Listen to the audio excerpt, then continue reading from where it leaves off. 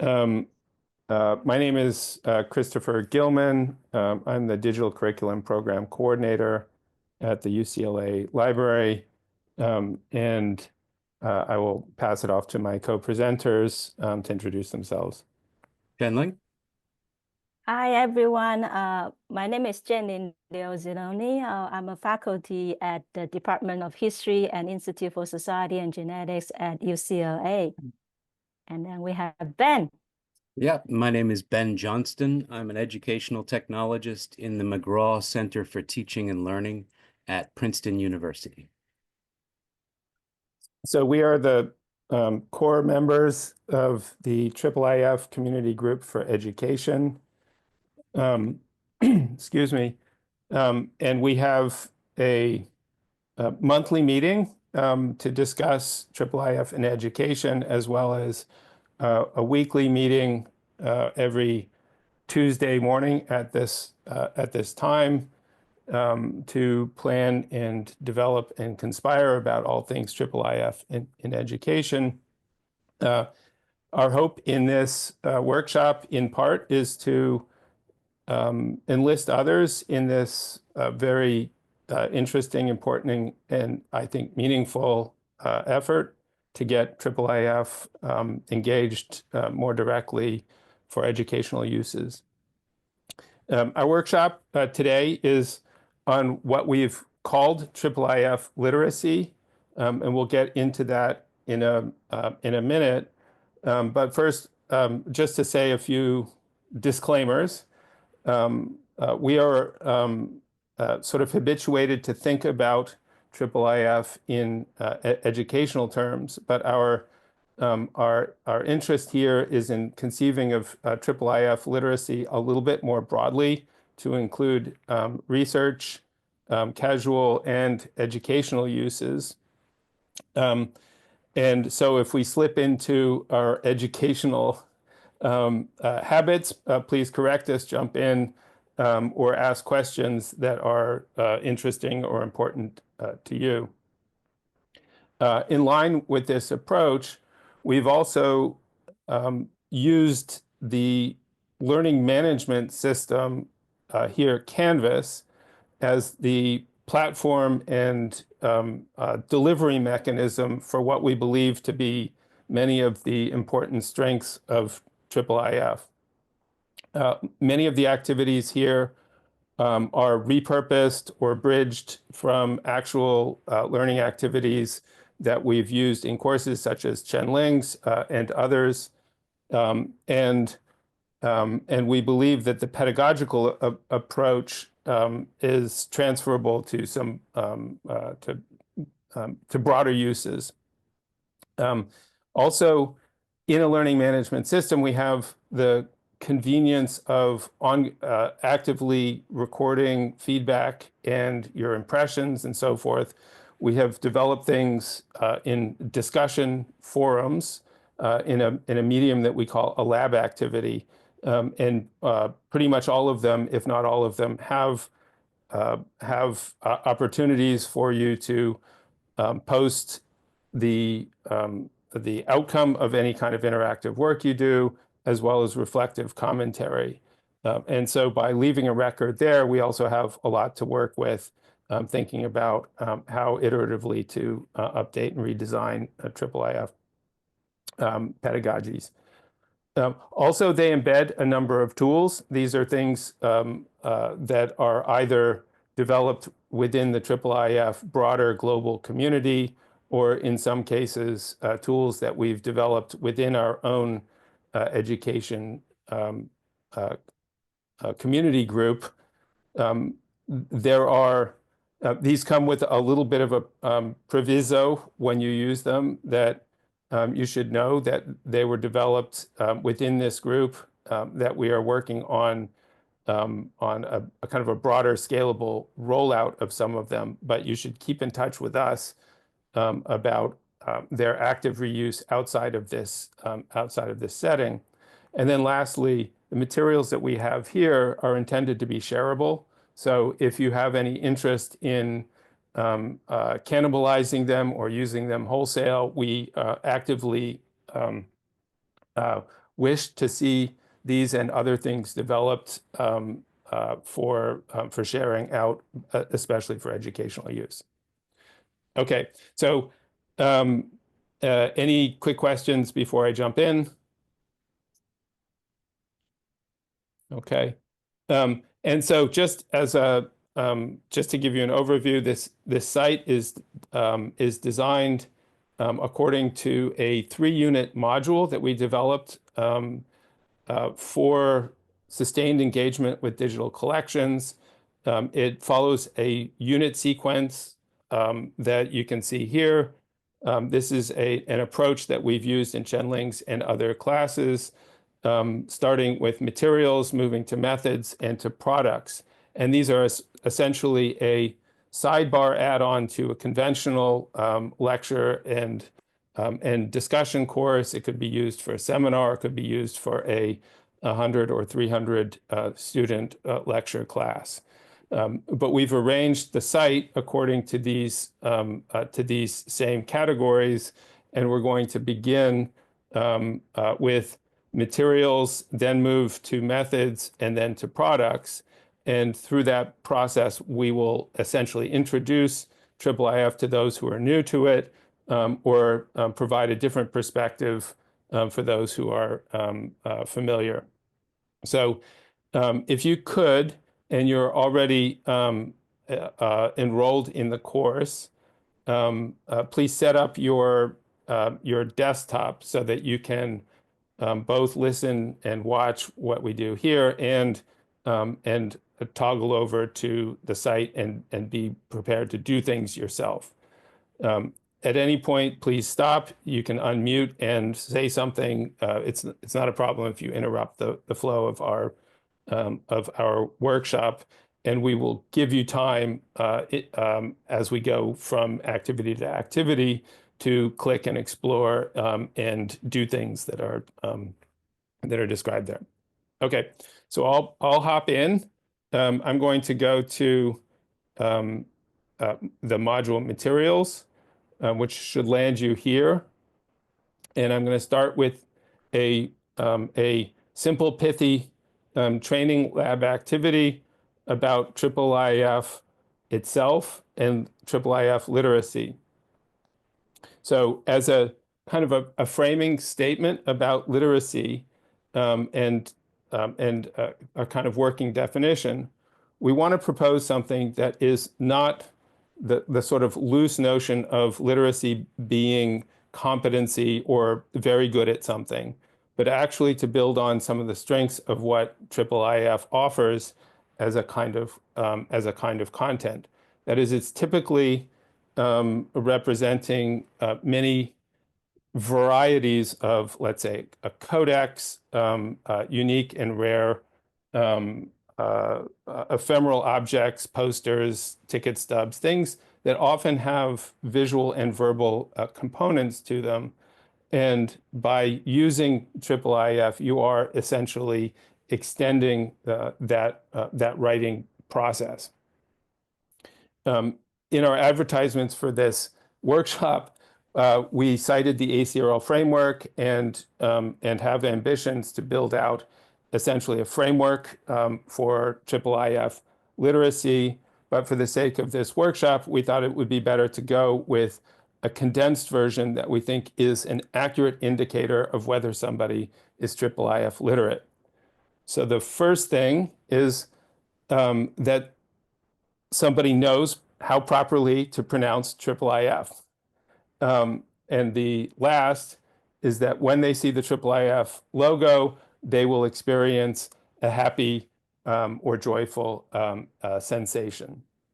And that's what we hope to reach by the end of this workshop in enlisting any and all of you as IIIF literate users.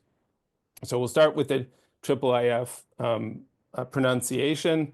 It is IIIF. It is not IIIF, as I've heard many times. It's not IIIF, nor IIIF. So anybody in the know will say IIIF. All right. So can you unmute and have everybody say IIIF? At least one of you do it. IIIF. Excellent. Thank you. Fantastic. IIIF. Okay. All right. So it's only been 15 minutes and we are halfway there. All right.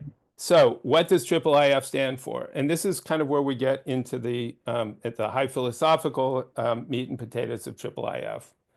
That is, it stands for high quality, authentic cultural heritage material provided by GLAM institutions as objects of inquiry. That is, it's distinct from imagery you find on the web or things that you might get on, I don't know, Getty Images or elsewhere. These are often real objects in the world that are held by the institutions that make this content available online for active use. In my own experience, and I say with my colleagues, IIIF is also an extraordinary global community of really intelligent, interesting, motivated people with all kinds of backgrounds, from technology to librarians, curators, researchers, and students, who all have a shared interest in one thing, which is IIIF. And that means that when you jump in and you join this community, you have access to just a very, very interesting world. IIIF stands for the user community, and that's what we're hoping to build out here. And by users, we mean not just people who can go in and look at high-resolution content on library and museum sites, but also reusers who can pick up content, move it out, and share it with others. It is not a technology. IIIF, as many of the IIIF sort of movers and shakers will remind you, is a set of standards. But it brings with it a whole set of tools, gadgets, and interesting ways to work with content as sort of the first ring of excitement around the IIIF phenomenon itself. And so we're going to get into some of that today with our hands-on work. And lastly, it is an acronym for the International Image Interoperability Framework. And that is significant, although it is no longer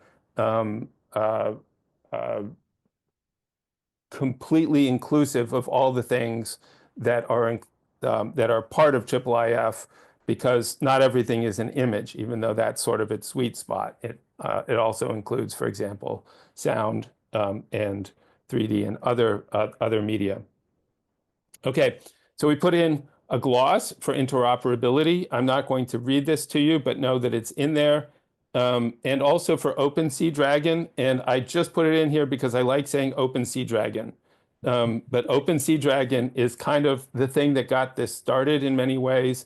It's a viewer that provides high-resolution imagery for deep zooming rapidly over the web. Without OpenSeaDragon, I think we wouldn't be talking much about IIIF itself. So it's part of that core experience.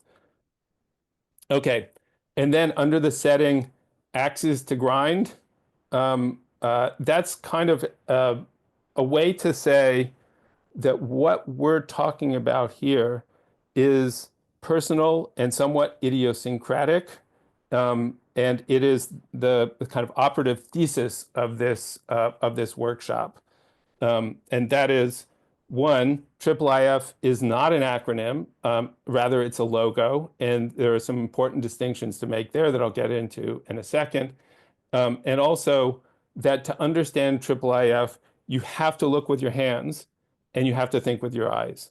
And in that sense, manipulating content, zooming in and out, clicking buttons, and so forth is quintessentially part of the IIIF experience. And the kinds of content that are in here, although not all of them, again, are visual, are quintessentially about sensory perception as a component of communication and signification. So I'll try to illustrate by using this little stories narrative. So for those of you who haven't used stories before, it's one of the tools that we're going to engage with IIIF, but this will give you a way to see how this material works in a kind of communications role.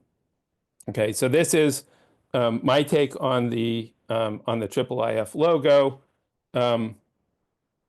One is that it's really cute.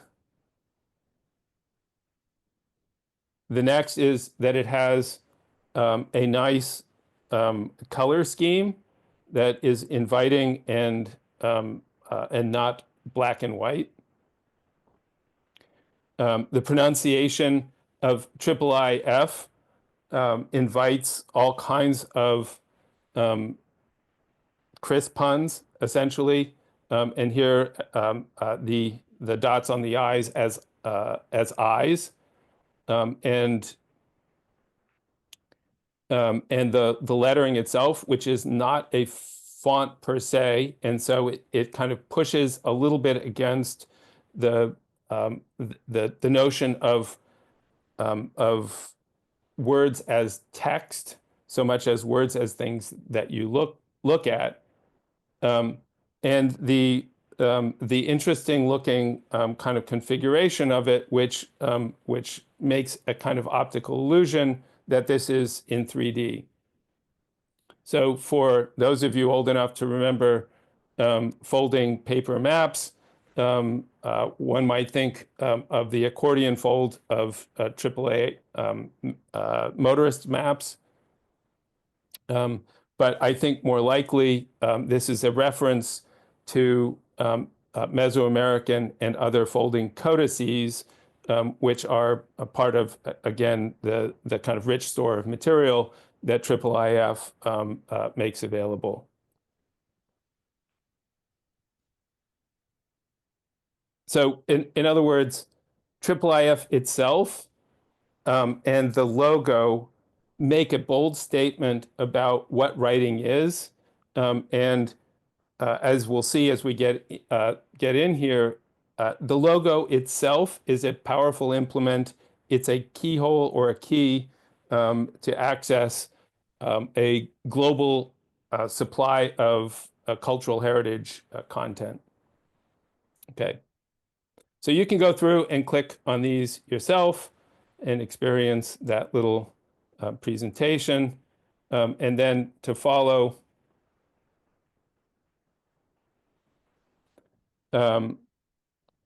we've cribbed a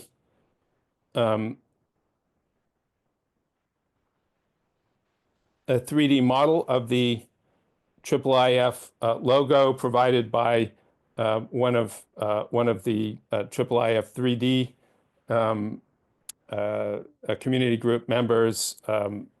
Flynn, his last name is, I don't remember his first name, Michael or David. Tom Flynn. And so as you can see, the IIIF logo is certainly intended to have this kind of multimodal expression. And if you tweak it just right, you might be able to achieve that kind of two-dimensionality out of the three. Okay, so where's all this going? It is to this a kind of highbrow claim about IIIF that it is an extension of writing, and I'm going to read this, an extension of writing into visual, verbal, and other sensory modalities to represent the ontological status of objects as information. Thus, IIIF literacy is the ability to read and write with online digital facsimiles of cultural heritage collections. And that's what we hope to demonstrate as we move forward. Okay. Anybody who wants to leave a post either now or later, you're welcome to add to this discussion forum. Otherwise, we will move on to the next page.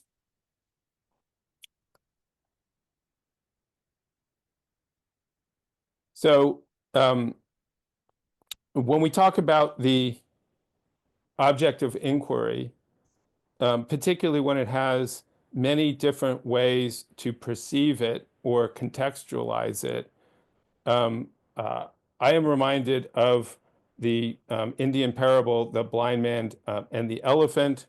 For those who are interested, at some point you can click on the text from John Gottfried Sachs that will take you to the proper page from his 1872 a publication, and you can read all about it. It's pretty tacky. But the point of it is that different people will understand the object differently depending on which part of it they touch or they pay attention to. So we're going to start with an object of inquiry here, which is a carefully chosen children's book, Barnum and Jumbo's ABC. You can see it here, and then you can click in and see all kinds of interesting nuances and details, and its curious outline form. You can rotate it to see an inscription to Baby Violet, apparently. Don't know what else that says, as well as the kind of tatters and repairs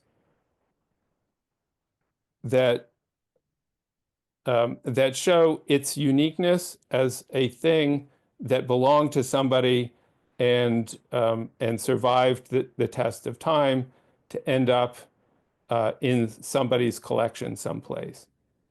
You can also see lots of things about the printing process. It appears to be a chromolithograph. And then at some point, you can also go in and read it and look at the pictures. And so all of the pages appear here. You can go through the table of contents.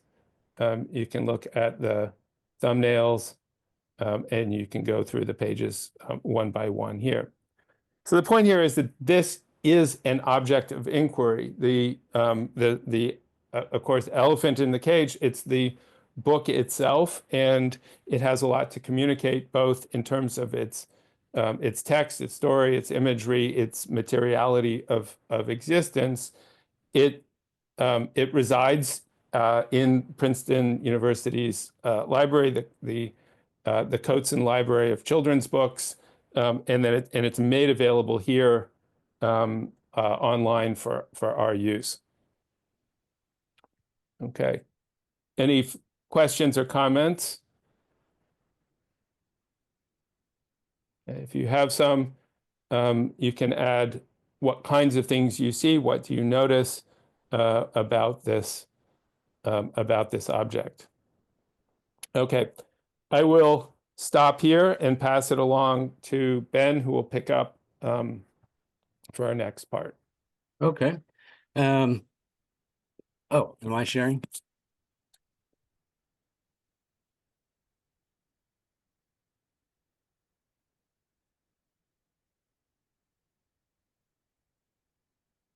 Okay, can you see my screen? Yes. Yes, thanks. So that Dumbo book was part of the Princeton Princeton University Digital Library from the Coates Children's Library within Firestone Library. And their entire collection is IIIF enabled.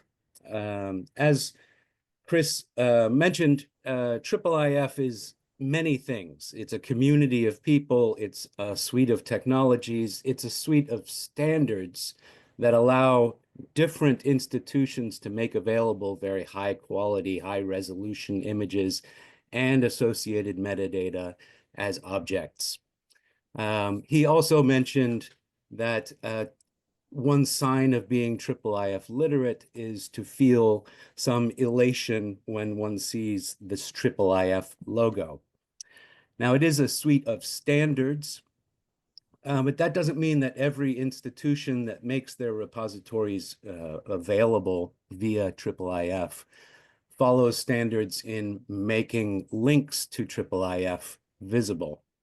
So this Princeton University site, for example, that we just looked at, does include the IIIF logo in the bottom left-hand corner. And that should make you happy. When you're searching various repositories, that's the kind of thing that you're looking for. Often in this viewer is called the universal viewer, one of the very common viewers, you may find the IIIF logo within the share pop-up right here as well. So this viewer is so common that it's very likely that you have browsed institutional repositories and made use of IIIF, perhaps without even knowing it. But as I said, institutions display IIIF in many different ways, and that can be one of the challenges. So in this little module, we'd like you to go out to some different repositories and see if you can find a IIIF logo on their pages. So for example, I've included two more right here. The Brown University Digital Repository,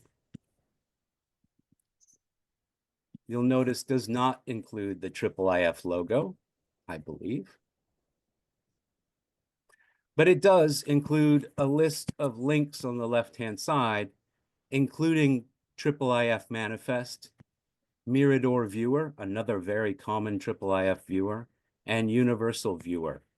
So IIIF Manifest is a key to you, it's telling you that there is IIIF here, that the imagery that you see is driven by IIIF technologies. So when I see IIIF Manifest, that is, in a sense, equivalent to seeing that IIIF icon. One more example. Oops. On the Amherst College site. Now, this is not the universal viewer. It's another style of viewer. But within the metadata on this page, they have included a IIIF logo that's not clickable and a link to a manifest. Now, we haven't really explained what a manifest is. We'll be looking more closely at a manifest, but in essence, it's a type of file that contains information about an object.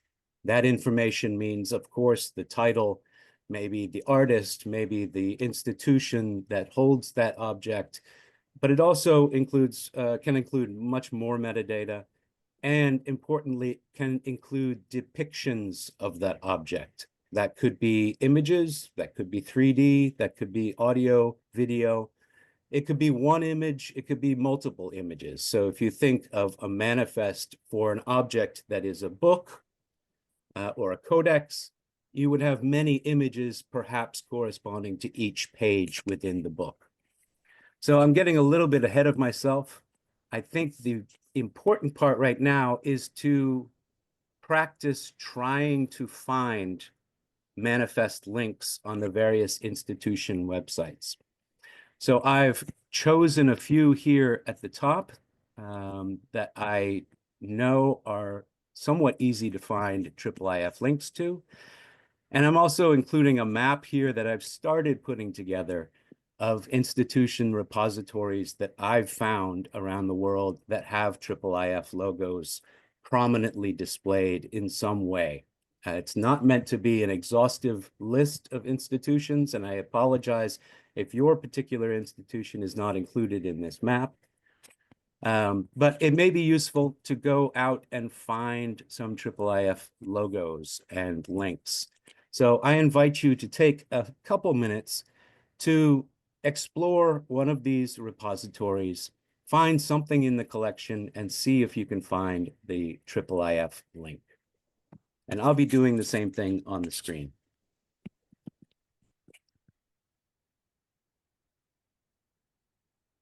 And please feel free to post to the chat if you have any questions. or run into any issues.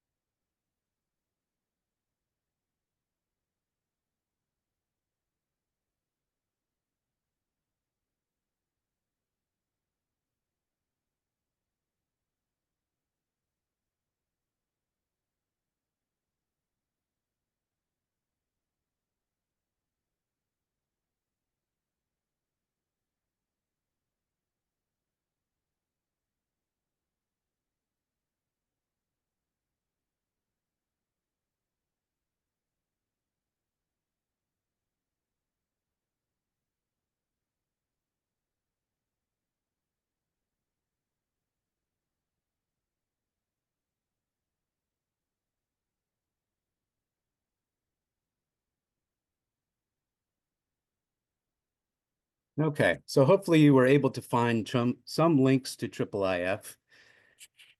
In this particular example that I have on the screen, it has several links. One is the logo. One is link. Ben, you're not sharing. Oh, Oh, you are. Hang on. Sorry.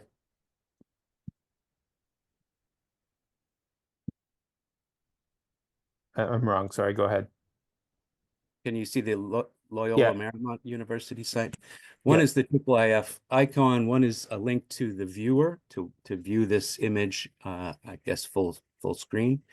And one is to the manifest. Now, if you were to click the link to a manifest, you may be confronted with a screen like this, or even worse, maybe a screen that's just a block of code type things like this. If you're on Chrome, that's most likely what you see. If you're on Firefox like I am, you may see something like this. That's nothing to worry about. As I mentioned, the manifest is a collection of information about the object. And you can see in here, it's not too terrible to figure out. In here, we have a label. With the label, we have metadata, such as the full title, the series, keywords, etc. You get a sense for what's in this document that's called a manifest. But the truth is, there's no need to know what's going on in this file. In order to competently use IIIF, all you need to do is know how to get the address of that file, the URL of that file. It's the URL that implies the interoperability part of the title of IIIF. It's interoperable because you can take that URL, that web address of a manifest, and move it to other places. You can place it into other software for doing different types of things. The two most common types of software you might use are viewers. Or there's more than two, pardon me. But the most common type of software would be viewers. And we've already looked at the universal viewer, which is a very common one. And you can put a URL into the universal viewer and start to use it. So if I go back to this scary looking manifest and I copy the URL,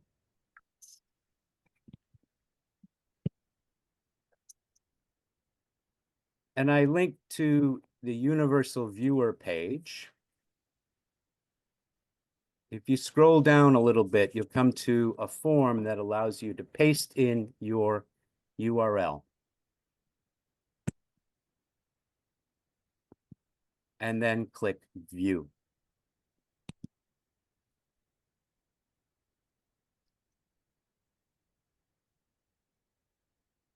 Which should, yes, should open it in the universal viewer. You see it looks very similar to the Princeton University one that we looked much earlier at. But of course, the object is different. So I've taken this IIIF manifest that defines the object in many ways and moved it into a new environment. So this not only shows me the images associated with this object, it shows me metadata about the object, and I can also then find that manifest URL again.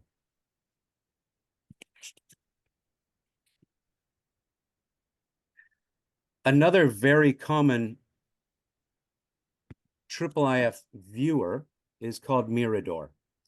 And there are many Miradors. Just as Universal Viewer is used on many library and museum websites, Mirador also exists in many places. There's no centralized place. It's not software that you download.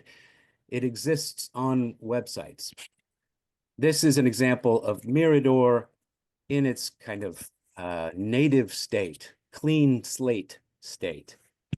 Mirador is slightly different than Universal Viewer in that it's oriented towards the juxtaposition or the comparison of multiple manifests. So you can build collections of these URLs and open them in various ways. So for example, after having opened Mirador, I click Start Here, Add Resource, paste in my URL, and click Add, which adds that to a list of available objects within Mirador. If I then click one of those objects, it opens it full screen. Now let's just take another manifest URL, if I still have one open.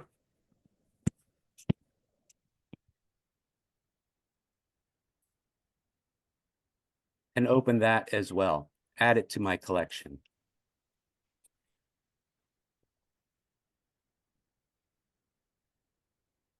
Good.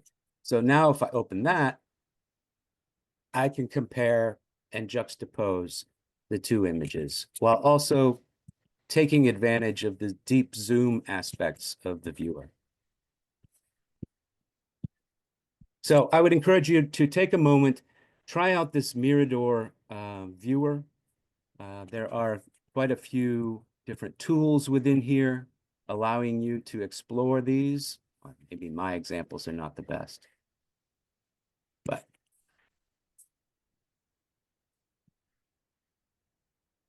so we'll take a couple minutes and try out the Mirador viewer.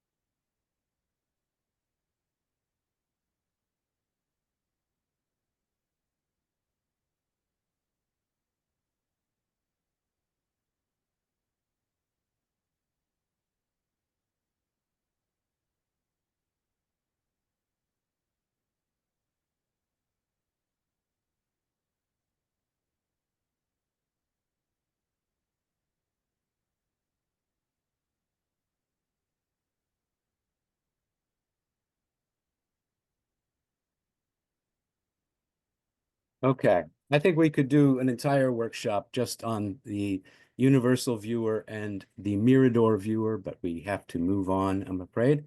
But do keep those two in mind because they appear in many places. And if you see one of those viewers on an institutional repository website, you can be pretty sure that IIIF lies at the heart of their technology that they're using to make their collections available.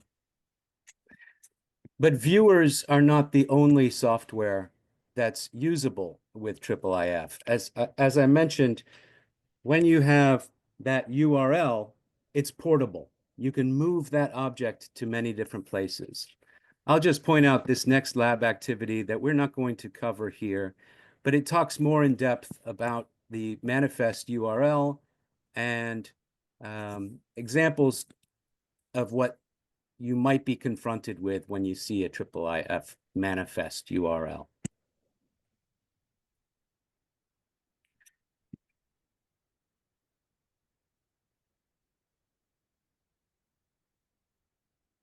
Another type of activity beyond viewing that we've done a lot with in the IIIF group for education is in using cropping, tools for cropping these images. So I've talked about IIIF manifests as being interoperable.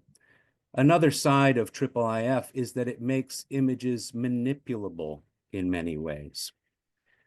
So within a IIIF manifest, there are links to images and other media, and the links to those images and media can be manipulated in order to crop or pull out details. So on this page, we have an example of a cropping tool that we've used in many classes.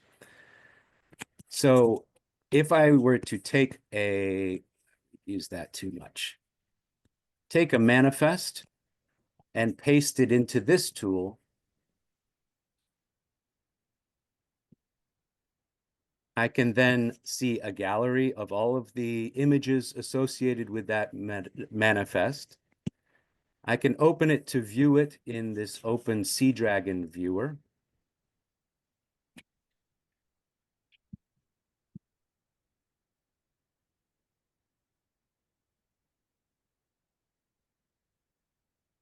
And I can draw boxes on portions of the page.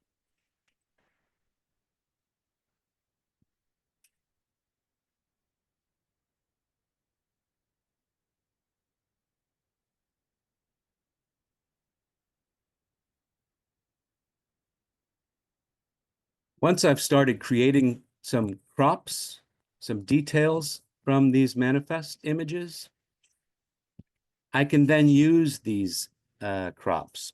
So these tools within the thumbnails at the bottom of the tool allow me to do various things. The one on the left allows me to copy that. And then I can reply to this discussion board in Canvas and paste that as my reply, along with a detailed analysis, of course.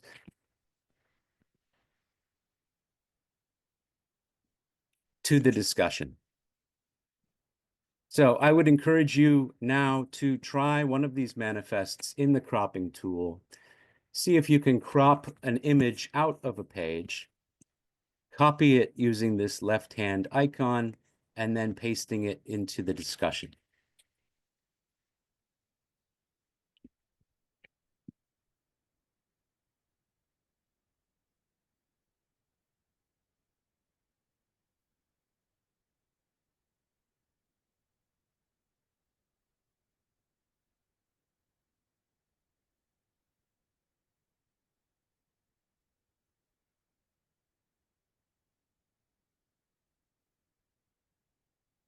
All right, excellent.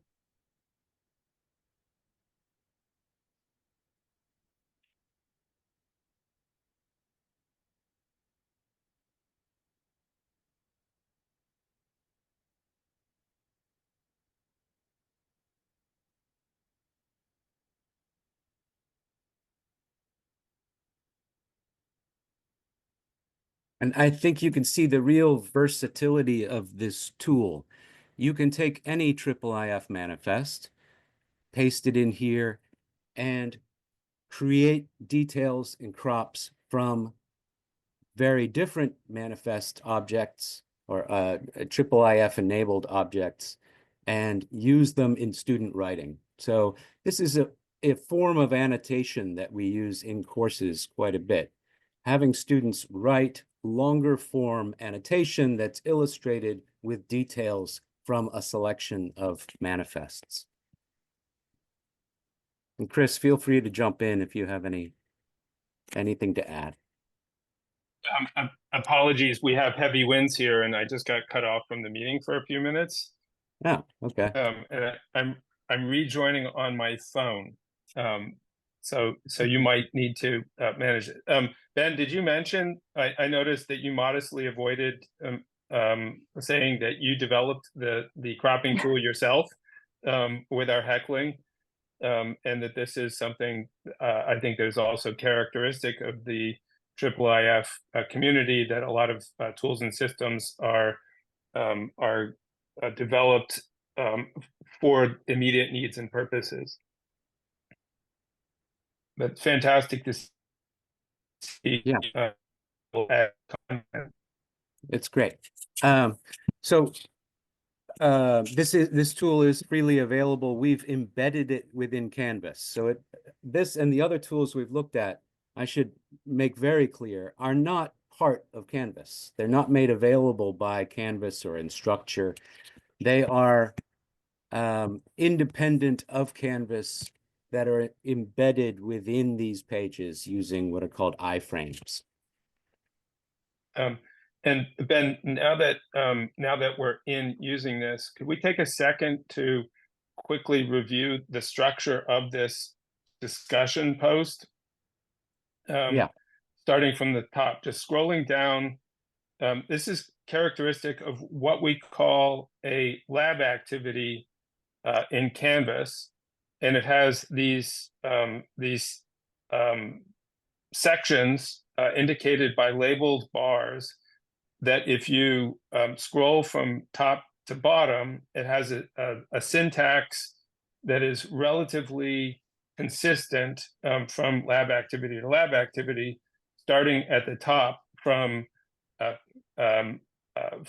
concept. Can you, Ben, is this you driving? Yeah, it is. Can you go to the top? I am at the top. Yeah. Okay. Starting with the top with some big idea or concept, a description of the activity itself, a few of the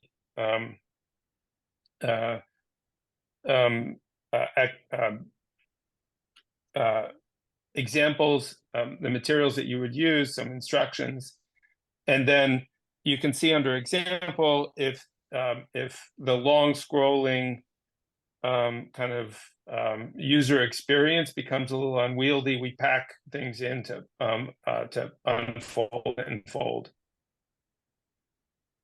So the intent of these activities is both to provide some content, context, big ideas, and also engage the students with some authentic IIIF primary source materials and give them something to do. And finally, have a social side of it where the students see each other's commentary, see each other's media, and learn from each other in the process. And this relatively simple tool for cropping has served as a really extraordinary engine for IIIF-based pedagogy with the built-in affordances of the Canvas discussion forum, which keeps track of contributions and names and dates of submission and so forth. Mm-hmm. So one thing that this cropping tool does is it breaks apart a manifest and allows you to see the individual images here, but also to create the detail crops within those images also. So you notice in this top left, I not only added a manifest, but when I selected an image from the manifest, or a canvas, they call it, it provides an address here. This is the address of the actual image, and there's a lot there. And this is really kind of a counterpart to the manifest part of IIIF. It's also called a manifest, but it's on the one side, it's a presentation manifest, the manifest that describes an object and its metadata and depictions of that object, and an image manifest. So this URL points to this image specifically. If I am to make a crop of this image, now I have a URL that's just for that crop. For example, if I paste that into a new window, I get just that crop. All of the information to create that crop, to go out to the repository, to get the image, pull the image in, to slice it and dice it, is contained within this URL. So if you look closely at this URL, you may get a sense for how that might be done. There's a bunch of numbers here that clearly represent the bounding box of that crop. There's something called full, maybe it's full screen. There's other parts of this. So we should really look into that as well and see how those image URLs are constructed.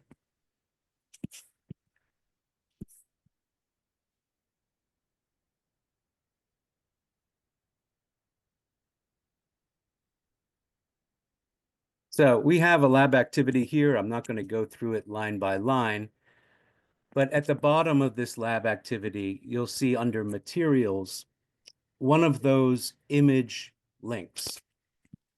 And we also have a tool here that helps students to understand what changes to those image links do to the image in real time. So I took one of those image links previously and pasted it into a new tab, which is fine. But this will render that image directly on the page. Whoops.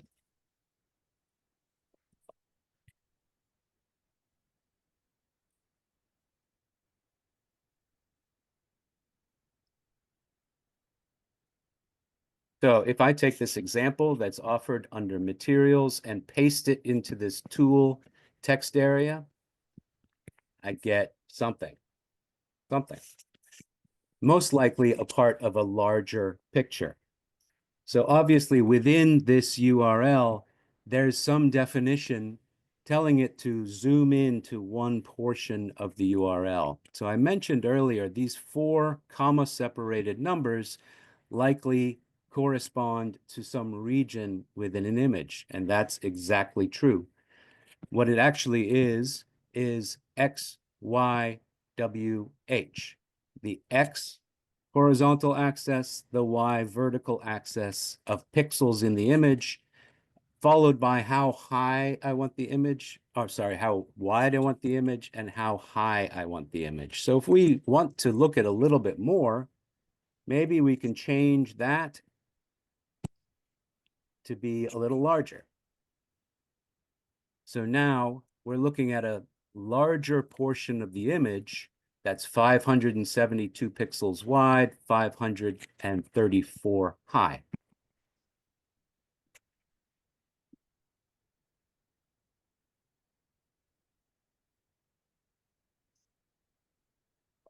Zooming out even further, I can see more.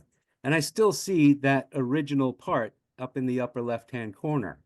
Remember, I didn't change the origin of this square, this bounding box that I'm building. But perhaps a much easier way to do this is to replace all of that with the word full. And that, as you might guess, gives us the full image. There is no cropping.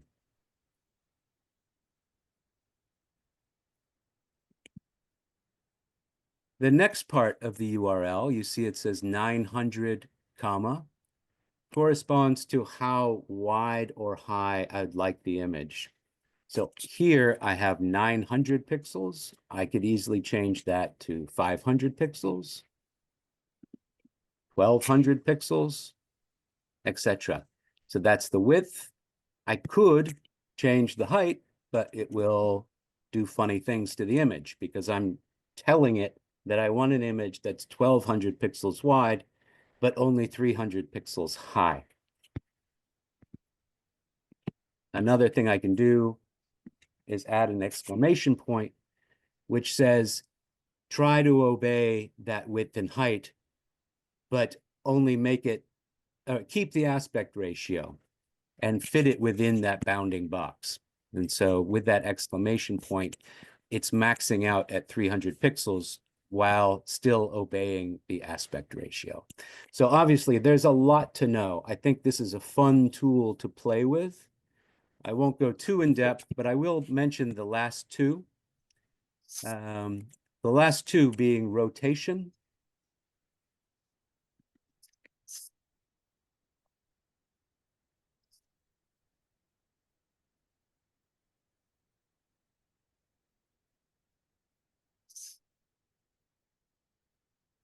And where it says bitonal, this is an attribute called quality. There are a few settings for this. Bitonal obviously is black and white. We could change that to gray, which gives us a grayscale image.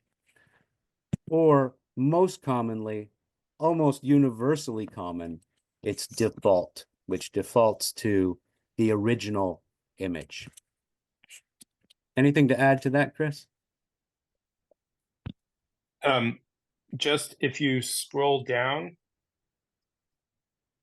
on the page, you can unfold the see where it says IIIF image your manipulation activity. Click there. Mm-hmm. Go ahead and I have a little lag on mine. So, and scroll down, you can see what Ben has just demonstrated, as well as a graphic from the IIIF community that will reiterate the things that we just went through. So you can use this activity to experiment on your own, and again, share it with others. Also, we had a few questions about availability of these tools. Chen Ling has put the link to just the embedded URL kind of visualizing tool that's at the heart of this activity, which you're welcome to use and embed in other activities, as you are also invited to use or cannibalize this activity in Canvas.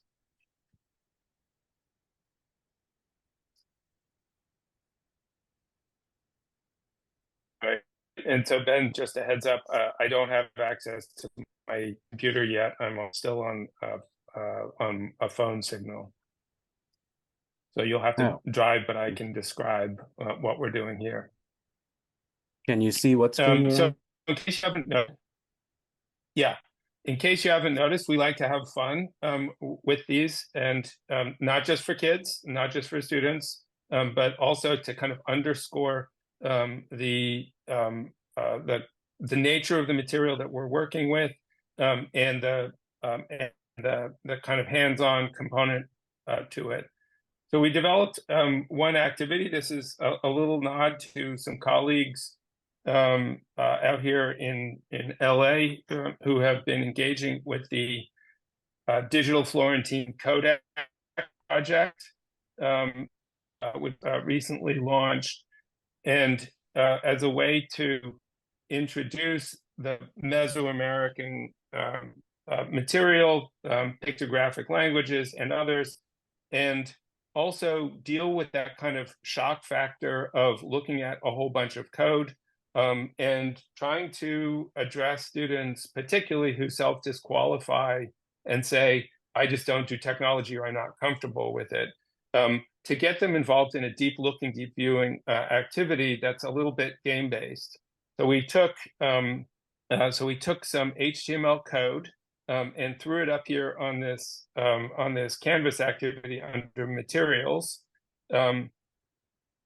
and you can see Ben, if you scroll, a whole bunch of scary looking stuff. And the first task is to stare it down, and the second is to copy that code, and then do a kind of deep looking activity that takes advantage of the kind of cropping and sampling components of the IIIF image.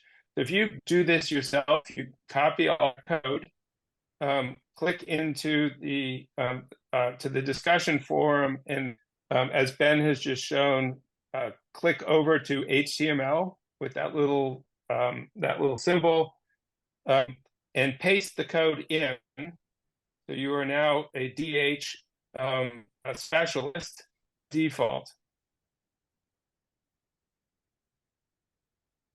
All right, so there's the code, and then if you flip that HTML symbol again, and then you can expand the screen a little bit by dragging that. You should see what is in effect a slider puzzle. So all of the pieces of an image are provided in a table, and they are scrambled with one left blank.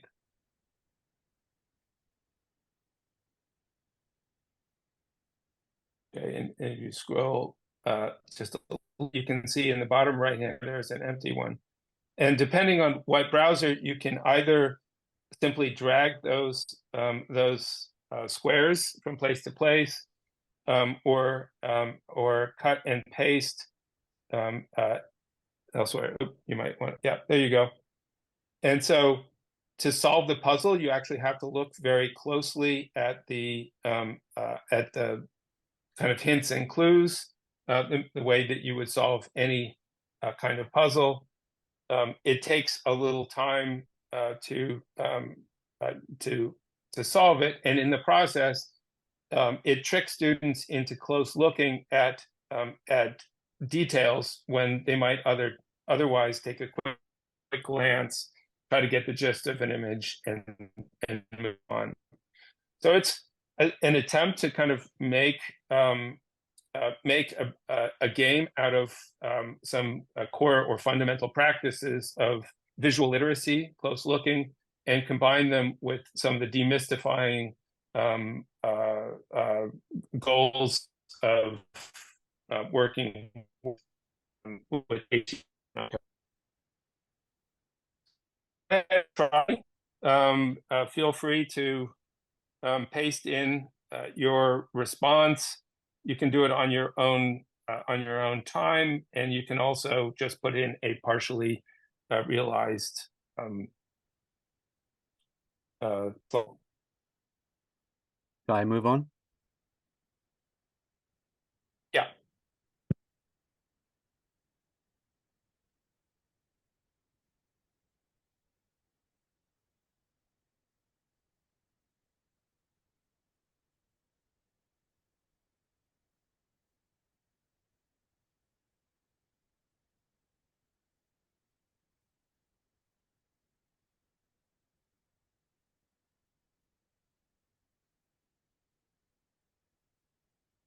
All right, so we're back to Jumbo.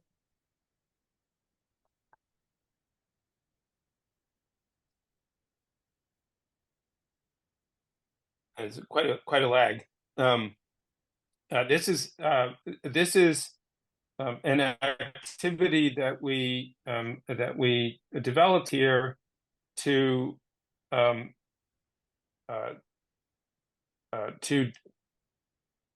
of embed another tool and another function that we see as important in IIIF, and that is following the principle of interoperability,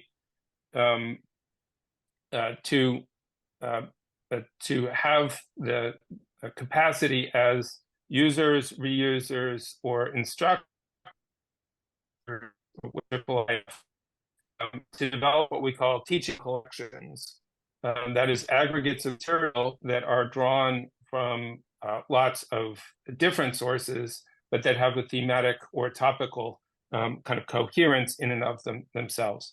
And this is kind of a part of the IIIF DNA, the idea of being able to reunite things that were cut up, distributed, spread around the world, such as illuminations from manuscripts that were cut out and sold separately from the text in books. In this case, many materials might themselves distributed around various collections in the world. You might be lucky enough to have a complete or usable collection of typologically similar items, such as at UCLA, we have the patent medicine trade cards. At Princeton's Coatson Library, they have the ABC books.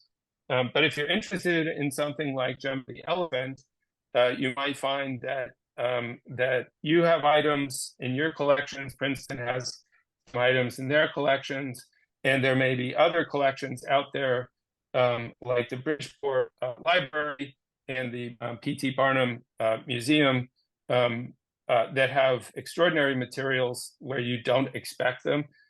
And for use, you can aggregate them and effectively create a collections manifest from all of this material. So this is relatively new. Ben is still edgy about having it exposed to the world, but I find it to be an extraordinary, powerful, and innovative tool we call mixtape. It has items drawn from multiple collections, including Jumbo, you can see in the left here, as well as items from UCLA Library and elsewhere. So if click the Mirador symbol on any one of those items, it will pop up the Mirador viewer in a modal, and you can view that item and zoom in and zoom out. You can use it as you just learned how to do Mirador.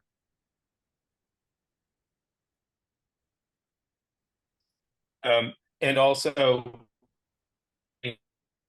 we also have the cropping tool built in. And that will pop up. That's it. Mirador again. There we go. And it will function as you learned how to do the cropping tool just a minute ago.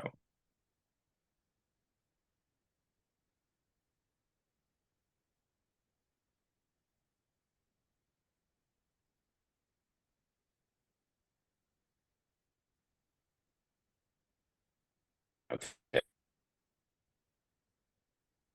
And Ben, you had a question about, is there a link?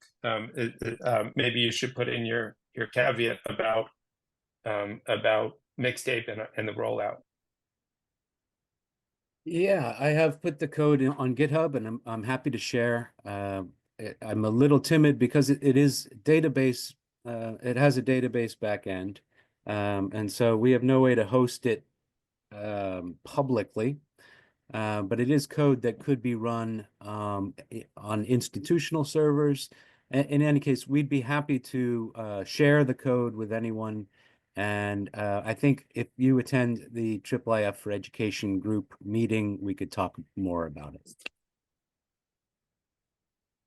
And if you'd like to try it out, we've embedded, there are two interfaces for the tool. This is the share interface, and Ben, if you scroll down, there's also, you can see the mixtape tape cassette that indicates that this is editable. So if you click where it says the ephemeral elephant, that's the name of the tape. That can be changed, as can be the description. And most importantly, you can add manifests. So from any source, as long as it's IIIF compliant, and assemble your own collection. And then once you have items in here, you can also drag the thumbnails forward, that is left or right, to kind of change the priority of the items.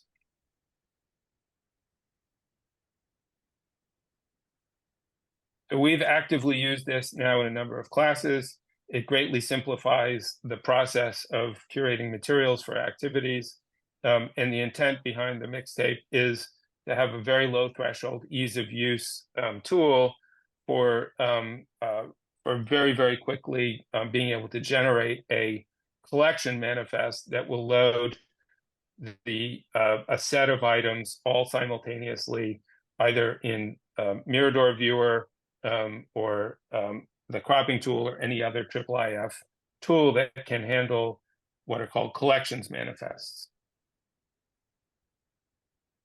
Okay, so all of the steps, again, are in here. You're welcome to explore, to use, and then to share anything that you've discovered in the process. If you have comments and are putting them in chat, including from anywhere in this presentation, you might want to also try adding them to the forum here, where we're more likely to be able to follow up on it in relation to the topic.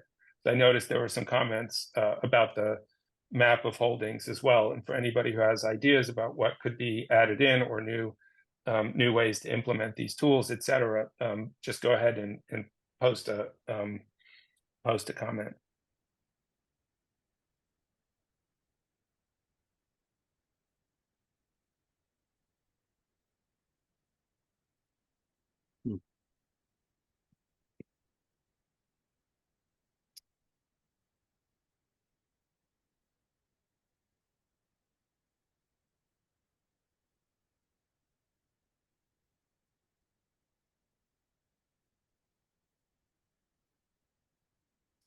Okay, so lastly, the third unit, now you guessed it, that I have implemented these pedagogies in my course, introducing students the objects, different objects of inquiries that I curated along the collaboration with librarians and the digital collections. And then let the student know about how to use IIIF and take advantage of it.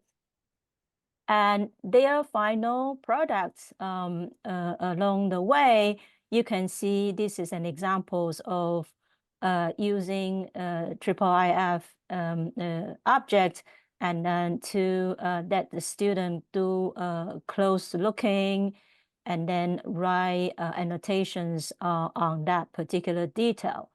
So I'm making examples over here. We see a lot of elephants today, and this is one of the collections that students use here at UCLA. It's a pattern medicine trade cards at our biomedical library special collections. And one of the pattern medicine trade cards happens to be have these images of jumbles and feeding the baby this particular medicine called Castoria. So what we would do now is we can collectively looking at the same image among us. We have about 30 people over here, and achieve different person looking at different detail and share thought about it. I use this for students to learn about how to write annotations, but I encourage you to kind of share what you see as well. So we can use the editor down here.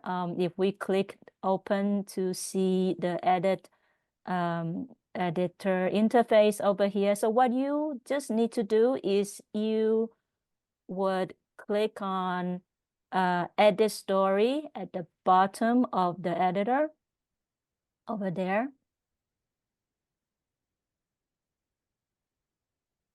And here you can see this interface. I have already added one which is if you click on edit of that bounding one that I did. So this is you would log into this detail of the image that you would like, and you would write an annotation of that.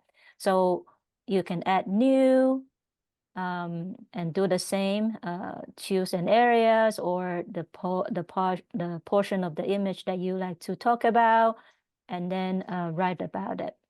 And collectively, like we achieve in a classroom setting, for instance, I have, let's say, 60 to 100 students. They were actually looking at different parts of the image. Some even look at the similar part, but they would have different description, different interpretations, and also kind of they can all collectively looking at what they have shared out.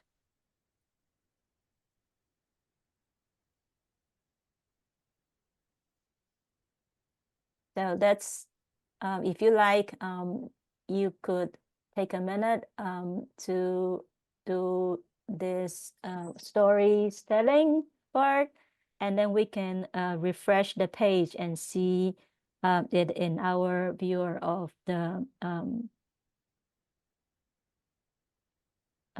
different input over there on the top of the viewer.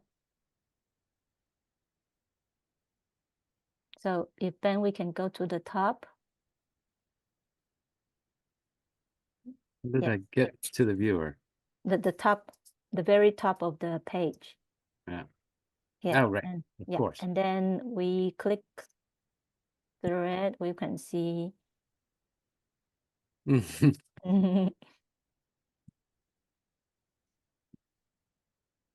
Only one person did it. Give it a minute. Okay.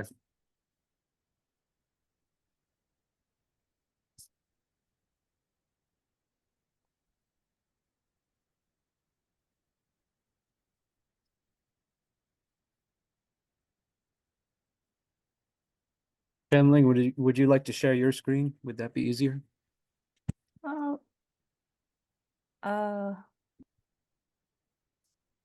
I can, but I think you stay here because later I'm gonna do one more. Okay.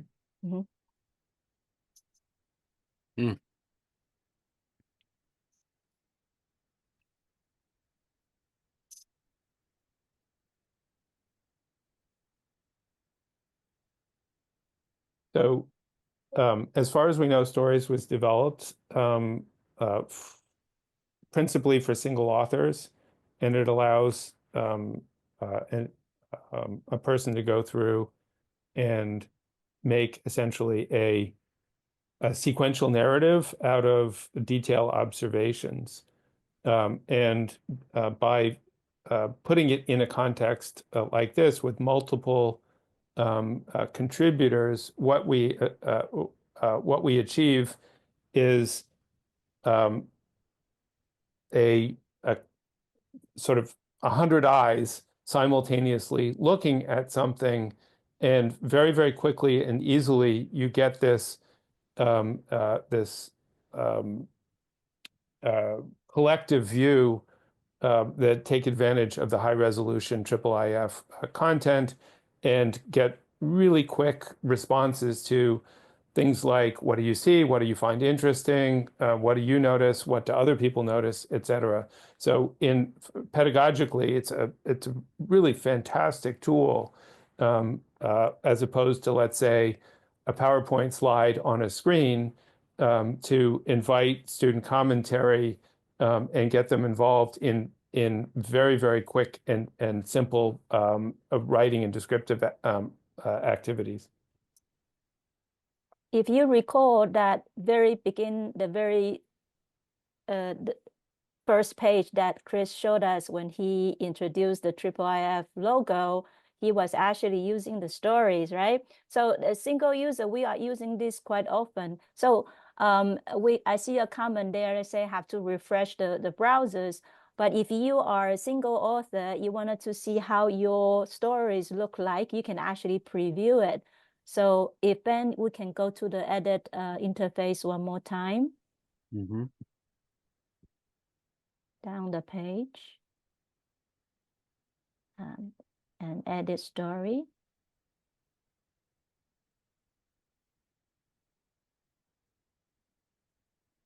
So we have a few here already, and we can go to, maybe we have to click on I understand at the bottom of the. It's in the upper right-hand corner. You can just barely see it.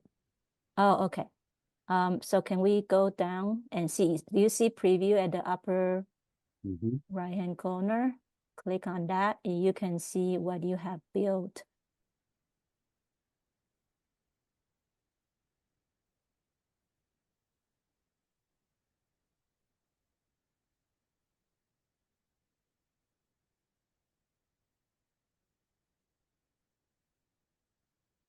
Okay. And yeah, and we just have a comment on the exhibit, and that's perfect for me to talk about it as well. So as the second product that I use it in my class, and we use it a lot to let student compose their narrative after they have curated the items they wanted to work with. And so here is one of the examples of from my students. Again, in this collection-based class, we use pattern medicine trade cards. So these students choose 3 cards to work with. And this is the platform of exhibit, which allows you to use multiple objects into the platform and doing the same thing.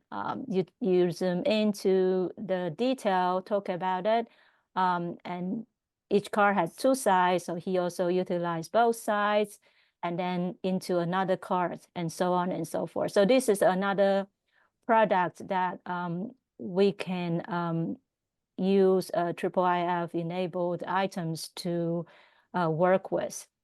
Unfortunately, exhibit interface is not compatible with Canvas, so we cannot do the exercise that we did in stories. And the third product, which I usually use it for my students' final project, which is in the platform called Scalar. So in this page, you will see everything that we have seen in 2 units prior. I use it in my class, so student has learned about how to link images using IIIF. There's functionalities and attributes of they can be put it in different contexts into including this platform. And then they learn about cropping, like that elephant in the middle of the page. Here is using the cropping tool. So the student wanted particularly talking about this detail. And then we can also see some annotations that was shown. So they learn about annotation, they do a bunch of exercise about annotation. And in scalars, they can draw the square, the boundaries, and then talk about the details about that. And here you can see I let them put the carousel to include all the materials they are working on.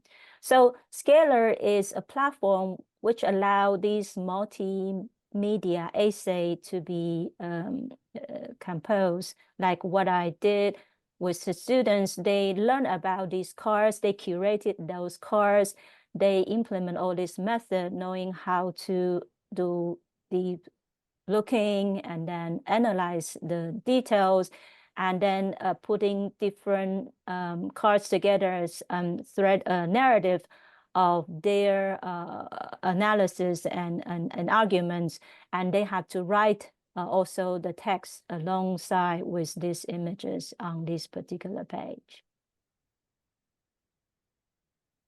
One other thing to point out about Scalar, what you see here are imported IIIF images. Scalar can also import manifests, so it will embed a version of the universal viewer that we saw earlier, and then those objects can be zoomed in and zoomed out directly on the page. It does not allow annotation that way, so students can use it variously, either to crop, annotate, or show the entire item that's imported.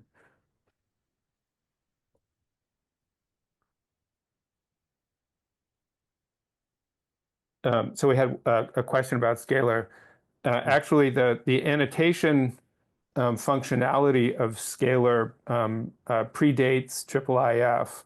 And so that functionality is treating the images like any other linked images that you would import into Scalar, or images that you upload to the Scalar servers.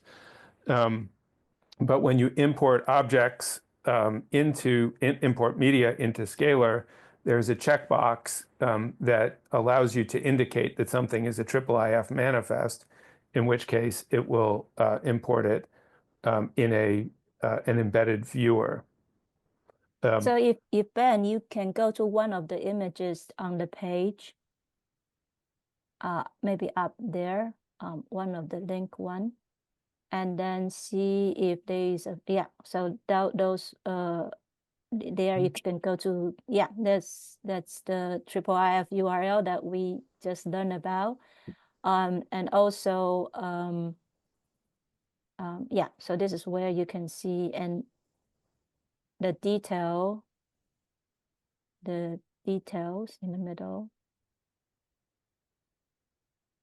Yeah. And yeah, that's the source. And Irma or anybody else, we do use Scalar quite a bit in this kind of a sequence. It's a complex tool if you haven't used it or taught it before. And if you're interested, we'd be happy to just contact us or jump into our group meeting, and we'd be happy to walk you through some strategies for using it. Mm-hmm.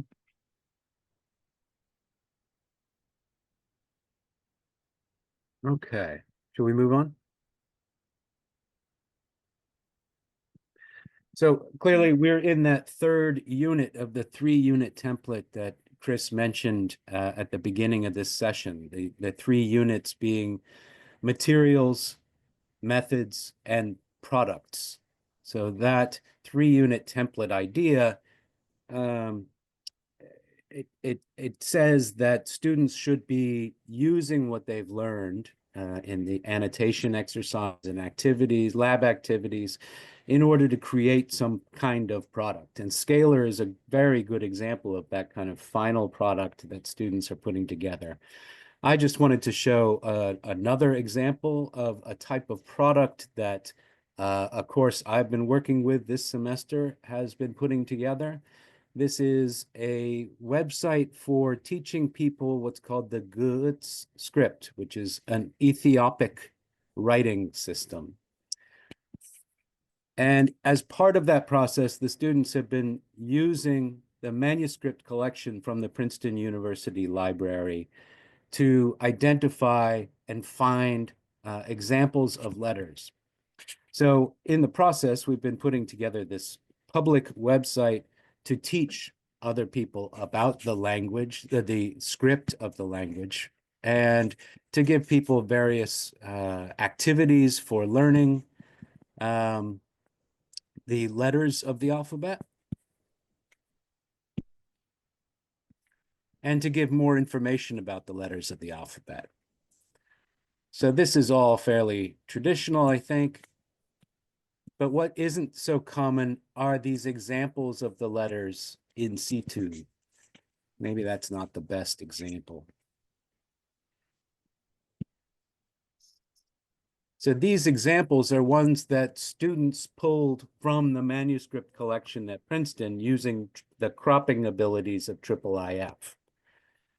So I put together a website to help the students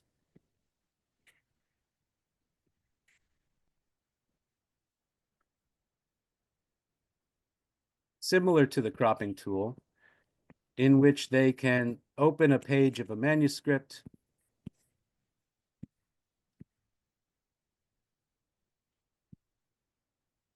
find the letter that they're interested in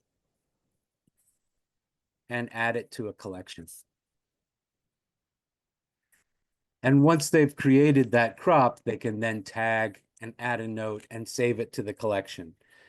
As this collection is curated and refined and they look at it in class together, then they decide which of those crops then go back and be added to this website.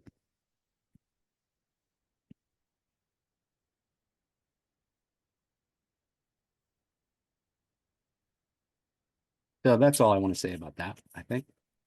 I'll just add, Ethiopic is a relatively niche area for teaching and research. It's a small community of scholar educators who many of whom know each other. And in the process of developing this, Ben worked with a colleague at Princeton. I, at my end at UCLA, worked with another colleague who's also beginning to teach Ethiopic. So they're using this tool as well as the other tool that Ben demonstrated, and we've been integrating that into learning activities in UCLA's Canvas instance. And the strategy, generally speaking, for an introductory Ethiopic class is to engage students as quickly as possible in some of the riches that are available in these kinds of archival and special collections holdings, and allow them to see things that might otherwise simply be typed out or printed in a modern textbook, and engage directly with these authentic materials, some of them 20th century, some of them hundreds and hundreds of years old. And we see this as a promising approach for engaging less commonly taught languages, Arabic, Persian, for example, Armenian, and others that have extraordinary materials available online through IIIF, and with a little bit of instructional design and technology, we can get the students into these archives right from the get-go, and students love it. Just briefly, another project that predates my knowledge of IIIF is an ABC Books project. So Princeton University Library has an extensive collection of ABC books. And in the children's literature course at Princeton, this collection is used, or this portion of the collection, it's actually much larger than what we have here. But this is used in the children's literature course as a unit in which students are working with this curated collection of ABC books. I said it predates IIIF, but it does take a lot of inspiration from IIIF. So each of these books have been kind of pulled apart page by page from the manifests, because the manifests give us links to images for each of the each page of the book. You can see I've included links to Mirador and to the IIIF manifest here. And within those pages, students have transcribed the pages, but they've also tagged the pages. And this is over, I think, 5 or 6 iterations of the course. So we have we're building a collection of tags on these pages. And you can see this tag cloud where the more often a tag is used, the larger it gets in that tag cloud.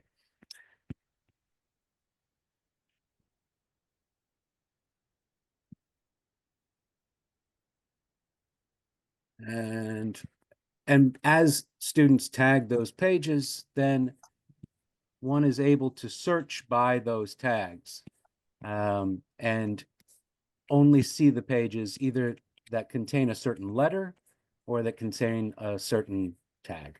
So if I wanted to see all of the pages having to do with royalty, I could do that. Now this takes advantage not only of IIIF, but of WordPress platform. So at UCLA, they've impressed me with their work on Scalar.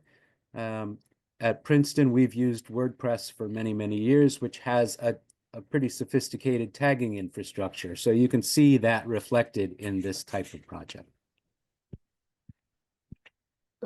So Ben, we had a comment. Chenling posted the link to this ABC Books site. It does require. It's password protected. I'm sorry. That is password protected, and it's educational. The ABC Books collection at the Princeton Coatson Library, however, is not password protected, and that's readily available if you're interested in the content itself. Okay, so Ben is gonna give us the link that is available. And again, the pathway to any and all of these technologies, if they are password protected, or not all the technologies, some of them like Stories and Exhibit are readily available through the developers' sites.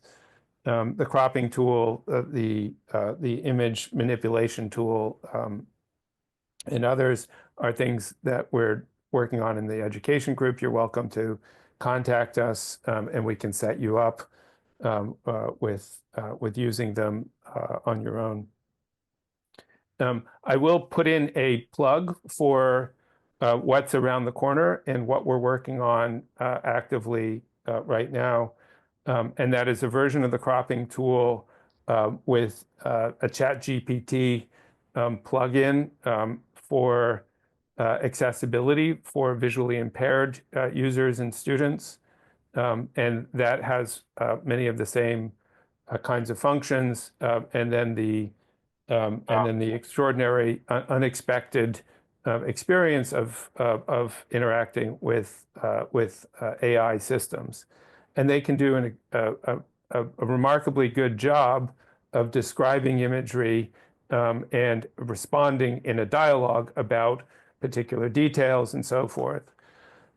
One aspect of this that has emerged, I think, loops back to some of the things that Ben just showed, which is that they also have translation capability, so that material, let's say, from the Russian children's books becomes accessible, as do many other materials in languages that the users do not read or speak. And in that sense, some of this content that is visually extraordinary or culturally important can also be made more immediately accessible through AI technologies. Again, we're just in the process now of tinkering with this kind of tool. For those of you who are interested in it, again, please find us or add some comments, and we'd be glad to loop you into that process. So I guess with 2 minutes left, we should probably wrap up.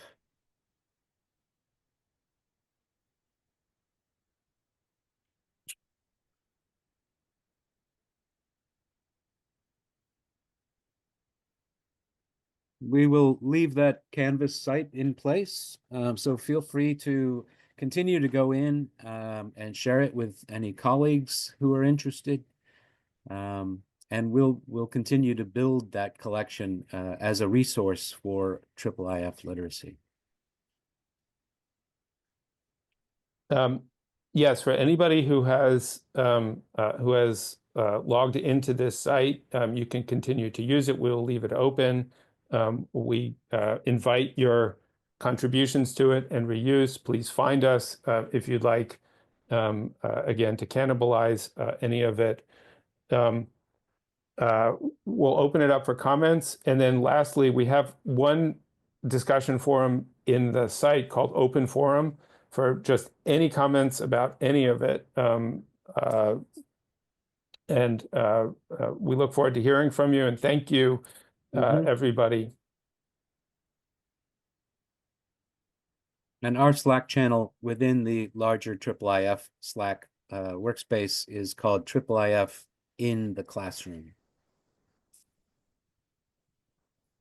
So thank you very much for coming. And enjoy the rest of the conference.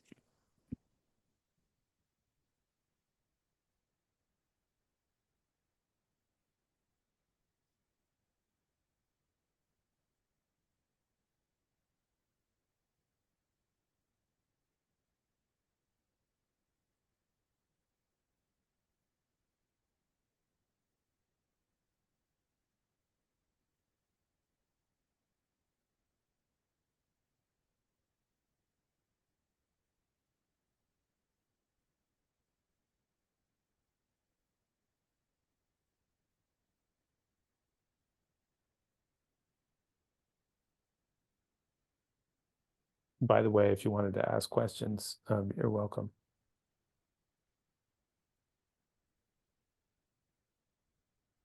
All right.